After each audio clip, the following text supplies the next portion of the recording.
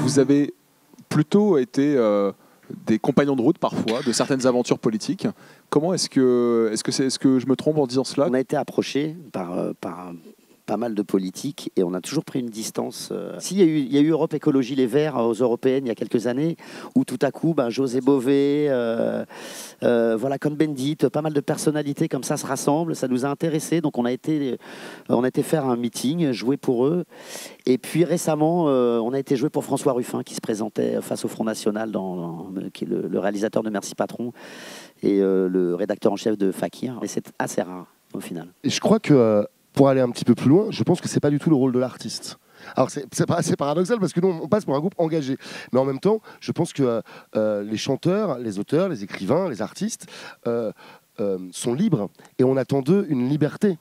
À partir du moment où un chanteur va prendre position dans la politique politicienne, c'est-à-dire de dire moi je vais voter pour lui et je vais aller derrière lui, etc. Pour moi, ce n'est pas le rôle de l'artiste de le faire. Je trouve que ça décrédibilise un peu le discours. Voilà, et je trouve qu'on est plus fort quand on est libre. On est plus fort quand on est libre, et ça n'empêche pas, par contre, de faire de la politique au sens premier du terme. C'est de la politique, participer à la vie de la cité par ses chansons. On est plus près des ONG, des associations. Ouais. 20 ans de collaboration avec Greenpeace, quasi. Voilà, là, ce rapprochement aussi avec Sea Shepherd, l'association de Paul Watson. On se sent plus proche et plus libre au travers d'associations comme ça qui militent au quotidien et on a l'impression de faire de la politique. On a l'impression qu'il se passe des choses et que ça avance, plus que des politiciens qui viennent souvent juste pour faire une image, voilà, essayer de choper l'artiste et bim, faire un petit peu de blabla, et puis au final, il ne se passe pas grand-chose. Quand on réécoute Mama Goubida, il y a beaucoup de choses qui sont vraiment qui annoncent l'époque dans laquelle on va vivre.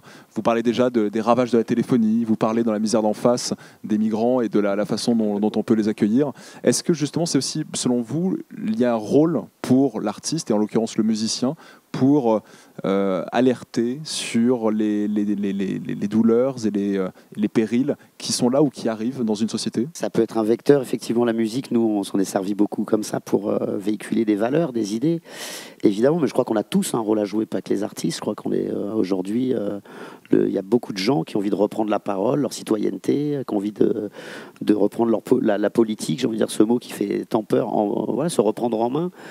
Donc voilà, nous c'est vrai que on aime cette chanson-là. On parlait de Renaud, ça peut être Brassens, ça peut être Véronique Sanson, des gens qui ont Barbara, voilà, des gens qui ont dit des choses dans leurs chansons et que ça nous aide à vivre aussi au quotidien.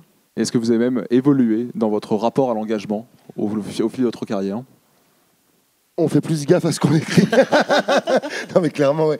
Faut rappeler que Mama Goubida, on l'a écrit. Moi, il y a des chansons dans Mama Goubida, je les ai écrites, j'avais 15 ans. Hein. Donc c'est sûr que quand tu as 15 ans et 16 ans et que tu écris, tu as une manière beaucoup plus frontale, voilà, une manière d'aborder les choses. L'engagement ne change pas, mais la manière, le processus, oui, change un petit peu, je crois. Hein. On parlait tout à l'heure des hymnes de nos campagnes, mais l'économie, l'écologie, la politique, est-ce que quelque part vous n'êtes pas déçus d'avoir apporté encore les mêmes thèmes aujourd'hui ?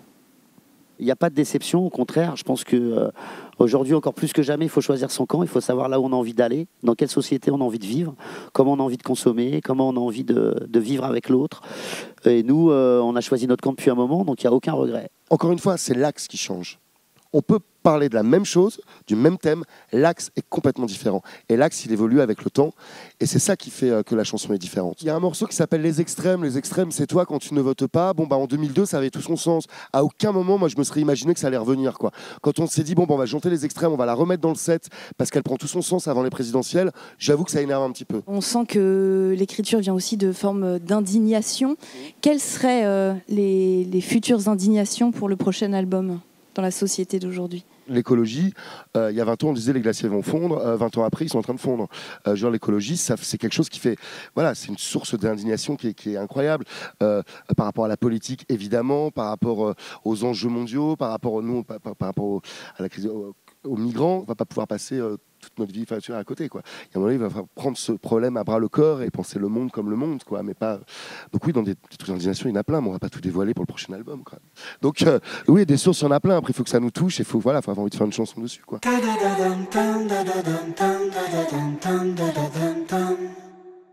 Da da da dum dum da da dum dum da da dum dum da da dum dum.